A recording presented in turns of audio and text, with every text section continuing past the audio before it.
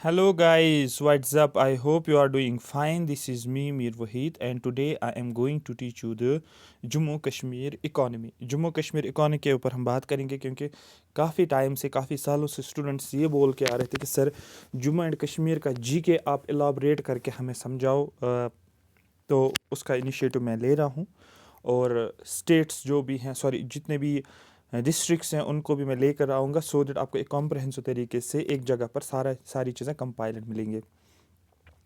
Different sources है जम्मू कश्मीर की economy को पढ़ने के लिए, आपने बुक्स तो पढ़ी होगी, बट कौन कौन सा पॉइंट जो एग्ज़ाम के रिलेटेड इंपॉर्टेंट हैं और किस एंगल से उस चीज़ को समझना है सो दैट आपका क्वेश्चन उनमें से बनेगा, वो यहाँ पर समझना ज़रूरी है।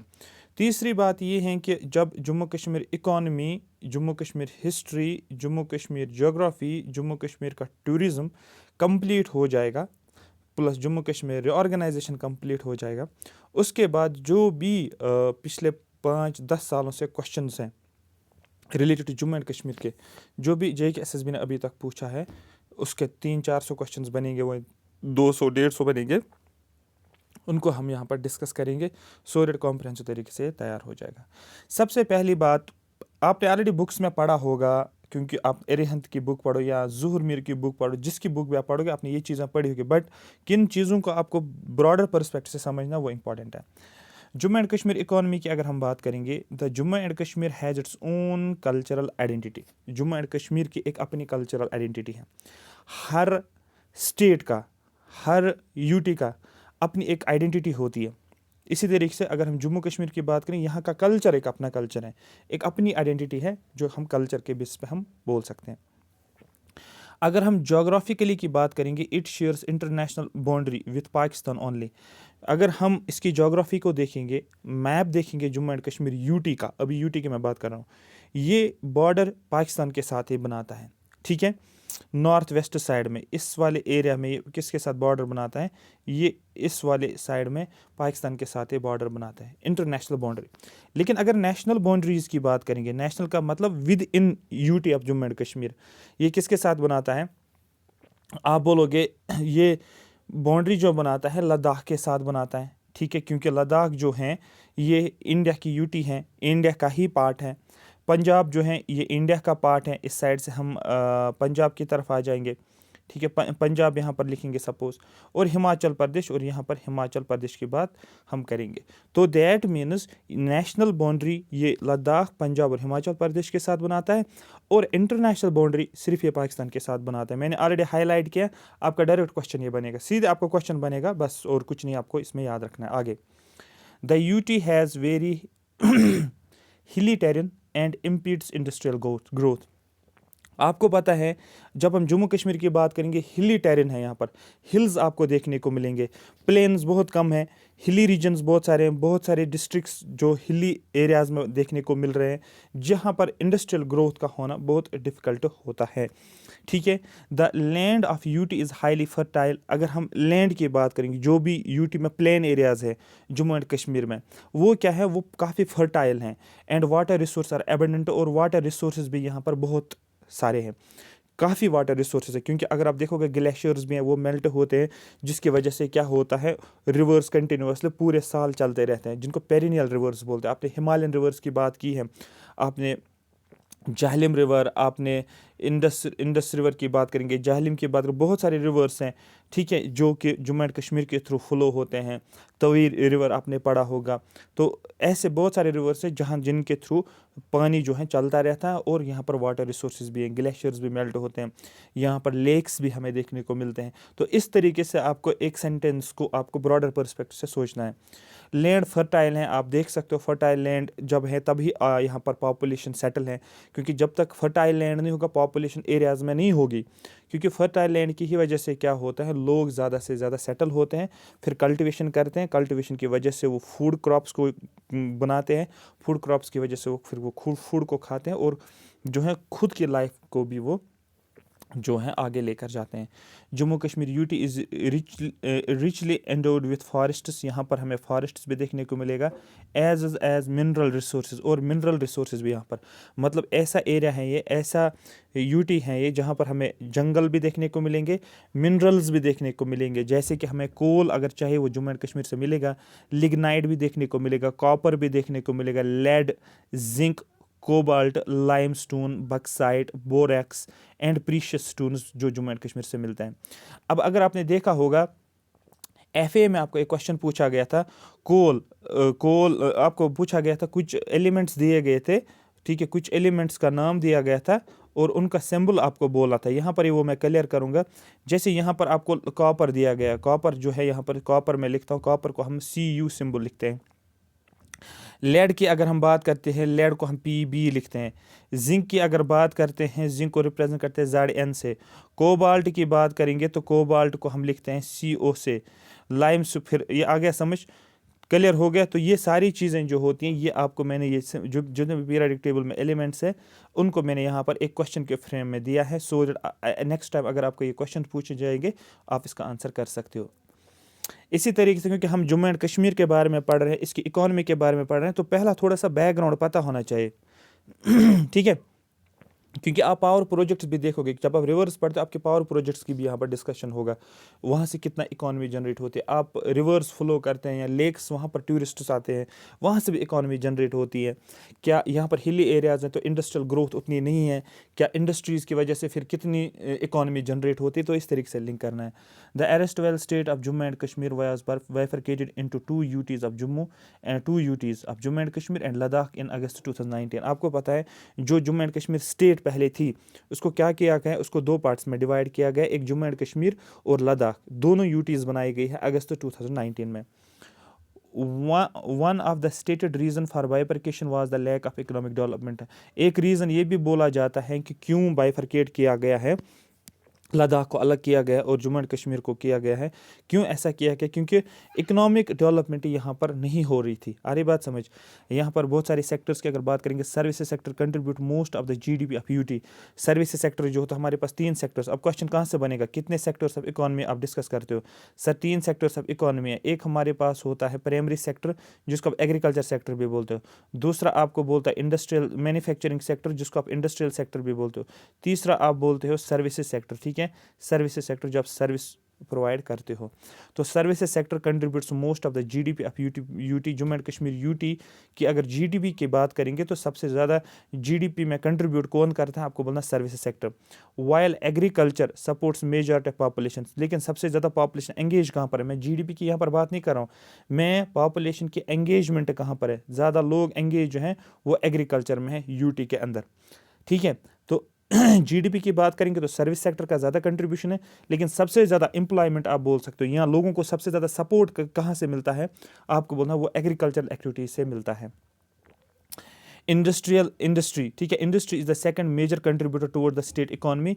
तो स्टेट इकोनॉमी में सबसे सेकंड नंबर पे आपको बोला इंडस्ट्री। तो पहले अगर हम किसके GDP के परस्पेक्ट की बात करेंगे, GDP के परस्पेक्ट की बात करेंगे तो सबसे पहले नंबर पे आप लिखोगे सर्विस सेक्टर ज़्यादा कंट्रीब्यूट करता है। कितना परसेंट करता है याद नहीं रखना है, आपको एक ऑर्डर पता होना चाहिए। दूसरा आपको इंडस्ट्रियल सेक्टर की बात करेंगे, पिछले 2-3 सालों का अगर देखा जाएगा, पिछले 4-5 सालों से, तो इंडस्ट्रियल सेक्टर सेकंड नंबर पे। और थर्ड पे अगर जाओगे तो यहाँ पर एग्रीकल्चर सेक्टर जिसको बोलते हैं प्राइमरी सेक्टर। तो GDP में ज़्यादा कंट्रीब्यूट करता है सर्विस सेक्टर, फिर इंडस्ट्रियल सेक्टर, फिर एग्रीकल्चर। तो दैट मीन्स आप बोल सकते हो यहाँ पर क्या लिखता है टर्शियरी सेक्टर, यहाँ पर इसको लिखते हो सेकेंडरी सेक्टर, और यहाँ पर क्या लिखते हो उसको प्राइमरी सेक्टर। PST भी लिख सकते हो, यहाँ इसको लिखते हो सर्विस सेक्टर, यहाँ पर क्या लिखते हो इंडस्ट्रियल सेक्टर, यहाँ पर एग्रीकल्चर सेक्टर। लेकिन अगर आप लिखोगे एम्प्लॉयमेंट कहाँ पर सबसे ज़्यादा देखने को मिलती है, या सबसे ज़्यादा कौन सा सेक्टर लोगों को सपोर्ट करता है, वो हमारे पास है एग्रीकल्चर सेक्टर। ठीक है। दूसरा, जम्मू एंड कश्मीर इकोनॉमी की अगर हम बात करेंगे कि टूरिज्म सेक्टर का क्या रोल रहता है, the tourism sector plays an important role in the UT economy. जो जम्मू एंड कश्मीर UT की इकोनॉमी जो है, टूरिज्म सेक्टर का भी एक अच्छा खासा रोल देखने को मिलता है। कितने टूरिस्ट साल में आते हैं, कितने नहीं आते हैं, वो हमें नहीं देखना है, हमें ये देखना है कि टूरिज्म का हाँ मेजर रोल रहता है UT की इकोनॉमी के अंदर। ठीक है, the sector the sector has huge potential for employment generation even for unskilled man power. कौन सा सेक्टर? जो हमारे पास ये टूरिज़्म सेक्टर है, इसमें हमें क्या देखने को मिलता है? एम्प्लॉयमेंट जनरेशन ज़्यादा देखने को मिलता है। यहाँ पर लोगों को एम्प्लॉयमेंट टूरिज़्म सेक्टर में देखने को मिलती है। ठीक है, अगर आपके पास स्किल भी नहीं होता है, स्टिल आपको एम्प्लॉयमेंट जनरेशन इस सेक्टर में देखने को मिलेगा। आई होप ये बात मेरी समझ आई होगी। फिर हम देखते हैं जीडीपी, जिसको आप बोलते हो ग्रॉस डोमेस्टिक प्रोडक्ट। देखो, इन टॉपिक्स को लाइटली नहीं लो। अगर आप देखोगे कि जो आपका एफए का पेपर अभी जो आपने दिया है कुछ दिन पहले, उसमें मैं एक ही बात, अगर आप पेपर को ध्यान से देखो, जीडीपी से क्वेश्चंस बनाए गए हैं। अब आप जम्मू कश्मीर का टॉपिक्स पढ़ रहे हो तो जम्मू कश्मीर की जीडीपी के ऊपर क्वेश्चन बन सकता है। आपको इसके ऊपर क्वेश्चंस बनाए गए हैं। जम्मू कश्मीर यूटी के ऊपर क्वेश्चंस हैं। आपको यहाँ पर क्वेश्चन बन सकता है international borders Jammu and Kashmir का ही अगर पूछा जाएगा, यहाँ से आपको क्वेश्चन बनेंगे। यहाँ से मैंने आपको क्वेश्चन बनाया, मैंने एलिमेंट्स लिखे हैं और इनके सिम्बल्स मैंने लिखे हैं। आपको सर्विसेज एग्रीकल्चर से क्वेश्चन बन सकता है, यहाँ की जीडीपी के ऊपर क्वेश्चन बन सकता है। ये ऑटोमेटिकली आपके सारे क्वेश्चंस हैं जो मैं डिटेल में आपको समझा रहा हूँ। अदरवाइज आप देखोगे यहाँ पर लिखा है, लाइंस लिखे, लेकिन मैं आपको एलाबोरेट करके सारी कहानी समझा रहा हूँ सो दैट आपको अच्छे से समझ में आए। तो इसको सीरियसली ले लो आप। फिर आपको इकोनॉमी पढ़ने में, आप कोई भी फिर बुक अगर पढ़ना भी चाहते हो, आपको बहुत ईजी, मतलब आप इकोनॉमी मतलब आधे घंटे में 1 घंटे में पूरी इकोनॉमी के 30 पेज किसी भी बुक से आप इजीली पढ़ सकते हो, क्योंकि आपके माइंड में पहले इंफॉर्मेशन बैकग्राउंड तो बना है। देखो जीडीपी, यहाँ पर देखो जीडीपी का मतलब होता है ग्रॉस डोमेस्टिक प्रोडक्ट, लेकिन जब मैं लिखता हूँ जीएसडीपी, अब सर बीच में आपने एस कहाँ से डाला? ये होता है स्टेट का। यहाँ पर मैं बात कर रहा हूँ gross domestic product of Jammu and Kashmir, ये लिखा है ग्रॉस स्टेट डोमेस्टिक प्रोडक्ट इसको बोलते हैं। सो दैट आपको माइंड में कि हम जम्मू एंड कश्मीर की बात करेंगे। इन शॉर्ट ये भी आप बोल सकते हो GDP of Jammu and Kashmir, तो एस डालने की ज़रूरत नहीं है। तो स्टेट जीडीपी जब हम बात करते हैं, is the total value of goods and services produced during any financial year with the geographical boundary of A state. ये डेफिनेशन दी गई है जीडीपी का मतलब क्या होता है। जीडीपी का मतलब देखो समझो, जो भी हमारे पास गुड्स होते हैं, जो भी आप चीज़ें खरीद रहे हो और जो भी सर्विसेज आप लेते हो, ठीक है, उनका टोटल वैल्यू। फॉर एग्जाम्पल, अगर आपने 100 गुड्स को खरीदा है और 50 सर्विसेज को अभी तक आपने लिया एक साल में, 100 गुड्स का कीमत सबर अब लगाओगे, हर एक गुड का प्राइस जो है वो 50 रुपये है। फॉर एग्जाम्पल मैं बोल रहा हूँ, और हर एक सर्विस जो है वो कितने की है? हर एक सर्विस सपोज मैं 70 रुपीज़ की सर्विस में बोलूँगा। जब आप इसका मनी वैल्यू निकालोगे, ये हो गया value, total value of goods and service, जितने भी गुड्स और सर्विसेज उनका टोटल वैल्यू यहाँ पर ध्यान रखना, ये बात कर रहा है मॉनिटरी वैल्यू, इसने नहीं लिखा है, बट ये मनी का वैल्यू एक्चुअली होता है। टोटल वैल्यू एक्चुअली आपके डेफिनेशन में मॉनिटरी वैल्यू दिया जाता है, क्योंकि टोटल वैल्यू आप निकालोगे कैसे? टोटल वैल्यू आप इन टर्म्स ऑफ पैसों में ही निकालोगे। तो 100 गुड्स थे आपके पास, एक गुड का प्राइस 50 रुपये है, वो कितना हो गए? वो हो गए सपोज टोटल 500 रुपीज़। तो दैट इतनी गुड्स आपने 500 रुपीज़ के गुड्स आपने प्रोड्यूस किए, उनका वैल्यू, जितने भी गुड्स आपने प्रोड्यूस किया उनका टोटल वैल्यू कितना है? 500 रुपीज़। और यहाँ पर प्लस क्या करोगे? सर्विसेज। आप क्या बोलोगे? सर सर्विस 50 है, 7 5 35, 350 रुपीज़। मतलब आपने इतने सर्विसेज को प्रोड्यूस किया है जिनका वैल्यू 350 रुपीज़ हैं। ये जोड़ोगे तो आप बोलोगे सर टोटल जीडीपी जो है 850 रुपीज़ है। मतलब जितनी भी गुड्स और सर्विसेज हमने इंडिया जम्मू एंड कश्मीर में प्रोड्यूस की है, उसका टोटल वैल्यू कितना है? 850, क्योंकि total value in terms of money ही होगा। ठीक है, जिसको हम प्रोड्यूस करते हैं ड्यूरिंग एनी फाइनेंशियल ईयर, एक साल का पीरियड जनरली लिया जाता है, याद रखना। एनी फाइनेंशियल ईयर का मतलब कोई भी फाइनेंशियल ईयर आप ले लो, हर फाइनेंशियल ईयर का हम जीडीपी निकालते हैं और फिर हमारे पास बजट होता है, हमारे पास इकोनॉमिक सर्वे होता है, उसमें सारी कहानी दी गई होती है। तो फाइनेंशियल ईयर लिया जाता है, एक साल का टाइम पीरियड लिया जाता है with in the geographical boundaries of A state. जो जोग्राफी होती है जम्मू एंड कश्मीर यूटी जो हैं, ठीक है, यूटी हो या स्टेट हो, इसके बाउंड्रीज के अंदर, ना कि लद्दाख को हम जोड़ेंगे, ना तो हम पंजाब को जोड़ेंगे, ना हम दिल्ली को जोड़ेंगे, ना हम हिमाचल प्रदेश को जोड़ेंगे, हम किसी को नहीं जोड़ेंगे। हम जम्मू एंड कश्मीर के अंदर ही हमने कितना प्रोडक्शन की हुई है सर्विसेज और गुड्स की। ये हो गई आपकी बेसिक डेफिनेशन जीडीपी की। और इसके अलावा आपको कोई कॉन्सेप्ट याद रखना ही नहीं है, बाकी फैक्चुअल इंफॉर्मेशन आपको देखने को मिलेगा। ये कॉन्सेप्ट एक था। इसी ग्रॉस स्टेट जीडीपी को क्या नाम दिया जाता है? इसको स्टेट इनकम के नाम से भी जाना जाता है। या अगर आप बोलोगे जीडीपी कंट्री के लेवल पे, उसको बोलते हैं हम, क्या बोलते हैं हम उसको, हम ओवरऑल जीडीपी पूरी कंट्री का बोलते हैं। लेकिन जब हम जम्मू कश्मीर की बात करेंगे तो यहाँ पर हम बोलेंगे also known as state income, इसको स्टेट इनकम के नाम से जाना जाता है। जो gross state domestic product is always calculated और एस्टिमेटेड इन मॉनेटरी टर्म्स, हमेशा जो भी हमारे पास जीडीपी होता है स्टेट का, उसको हम कैलकुलेट करते हैं या एस्टिमेट करते हैं मनी के टर्म्स में, जो अभी मैंने आपको ऊपर कैलकुलेशंस दिखा दी, and is instrumental in the evaluation of per capita income. और फिर हम क्या करते हैं, हर एक पर्सन की इनकम कितनी है, पर कैपिटा का मतलब एक पर्सन, एक हेड, फॉर एग्जाम्पल फैमिली में 5 लोग रहते हैं, और 5 लोग जो है, पर्सन ए है, पर्सन बी है, पर्सन सी है, पर्सन डी है, पर्सन ई है, हो गए 5 लोग। अब इस पूरे 5 लोगों का जब हम इनकम को मिलाते हैं, सपोज मैं बोलता हूँ 80 के आपकी इनकम है, सपोज मंथली इनकम, मैं एग्जांपल से समझाऊंगा, मंथली इनकम आपकी इतनी है, ठीक है 80,000, तो मैं लिखता हूँ 80 और फिर लिखता हूँ 3 0 बन गए 80,000। तो दैट मीन्स ये पूरी फैमिली की इनकम है। लेकिन इसमें मैं देखता हूँ पर्सन ए जो है ये जॉब करता है, पर्सन बी भी जॉब करता है, पर्सन ई भी जॉब करता है, 3 इसमें जॉब करते हैं, ये 3 लोग जो इसमें जॉब करते हैं। तो जब जॉब ये करते हैं तो ओवरऑल, लेकिन हम काउंट एक फैमिली का करते हैं 80,000, लेकिन एक्चुअली ये इनकम किन की आती है, ये 80,000 जो आ रही है ये इन 3 की आती है। लेकिन हम क्या करते हैं, जितने भी इस फैमिली में लोग हैं, हर एक को कितना कितना कंट्रीब्यूशन आपको देखने को मिलेगा एक्चुअल में। तो आप क्या बोलोगे, आप बोलोगे सर टोटल तो 5 है। जब आप 5 से करोगे 1 2 3 4, तो 5 का मतलब होता है 5 1 ज़ार 5, यहाँ पर बचा 3 5 6 ज़ार 13, और यहाँ पर आप बोलोगे सर 16,000 पर हेड, एक पर्सन की इनकम अगर हम देखेंगे तो इस फैमिली में वो 16,000 है। इवन दो इन दो ने जॉब नहीं किया या ये जॉब में कंट्रीब्यूट नहीं करते, बट जब हम पर कैपिटा इनकम को इवैल्यूएट करते हैं, पर कैपिटा इनकम हम देखते हैं पर हेड। इसी तरीके से टोटल पॉपुलेशन इंडिया की कितनी है, हर पर्सन की इनकम कितने हमें देखने को मिलते हैं इन जनरल में, अगर हमें बोलना है तो इसको मतलब पर कैपिटा इनकम, तो मतलब पर हेड इन शॉर्ट आप याद रखो कि पर कैपिटा इनकम मतलब एक हेड की इनकम कितनी है, वो हम इसी तरीके से फिर कैलकुलेट करते हैं।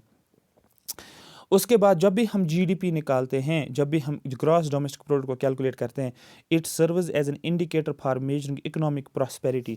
इससे हम क्या पता करते हैं, जीडीपी अगर सपोज होगा, इंडिया की जीडीपी सपोज मैं बोलता हूँ 100 करोड़ हैं सपोज, फिर मैं बोलता हूँ इसकी नेक्स्ट ईयर में, सपोज ये 2020 में था, उसके बाद मैं बोलता हूँ इंडिया की जीडीपी होगी, सपोज जम्मू कश्मीर स्टेट की जीडीपी, यूटी की जीडीपी 150 करोड़ हो गई, ठीक है 2021 में।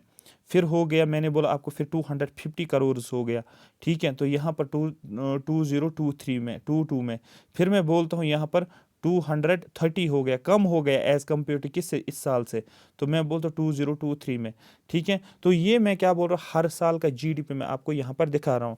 इससे हमें क्या पता चलता है, it serves as an indicator for measuring economic prosperity of the state. हम देखते हैं कि जो जम्मू एंड कश्मीर स्टेट जो हैं, ये इकोनॉमिकली कितना प्रॉस्पर है, कितना जीडीपी यहाँ पर है, जितना ज़्यादा यहाँ पर जीडीपी आपको देखने को मिलेगा, उतना हमें क्या देखने को मिलेगा कि ये प्रॉस्पर स्टेट है, यहाँ पर काफ़ी ज़्यादा इकोनॉमिक एक्टिविटीज़ हो रही है स्टेट के अंदर या यूटी के अंदर, and to study the structural changes taking place in the economy. और हम देखते हैं कि कौन कौन सी स्ट्रक्चरल चेंजेस जो होते हैं उनको स्टडी करते हैं इकोनॉमी के अंदर। अगर हम देखेंगे, कंपैरिजन करेंगे 2023 को 2020 से, आप देखोगे जम्मू एंड कश्मीर स्टेट जो है काफ़ी प्रॉस्पेरस हुई है, क्योंकि यहाँ पर हम देखेंगे जीडीपी जो है वो ज़्यादा है एज कम्पेयर 2020 के हिसाब से। आ रही बात समझ? तो ये हमारे पास होता है जीडीपी, जिसको हम कैलकुलेट करते हैं। इसमें बेसिक डेफिनेशन ही जो आपको समझनी थी, और इस जीडीपी को कहाँ पर हम इस्तेमाल करते हैं, स्टेट की इनकम इसको बोलते हैं, और इससे हम मॉनेटरी वैल्यू पता करते हैं, इससे हम पर कैपिटा इनकम भी पता करते हैं, और ये इंडिकेटर होता है जो स्टेट या कंट्री या एक यूटी की इकोनॉमिक प्रॉस्पेरिटी कितनी होती है, और हमें कौन कौन से स्ट्रक्चरल चेंजेस लाने पड़ते हैं वो भी हम इसमें देखेंगे, ठीक है। वो भी हम इसी जीडीपी के थ्रू हम देखते हैं। आई होप यहाँ की बात आपको समझ आई होगी। नेक्स्ट जो क्लास हमारा रहेगा वो agriculture and allied activities, Jammu and Kashmir के एग्रीकल्चर के बारे में ये सारी चीज़ें देखेंगे। उसके बाद हम मेजर क्रॉप्स, यहाँ पर ये सारी चीज़ें जो एग्जाम ओरिएंटेड है, सैफरॉन कल्टिवेशन की बात बात करेंगे, और सैफरन कल्टिवेशन को ख़त्म करने के बाद कुछ 5 MCQs यहाँ पर हैं।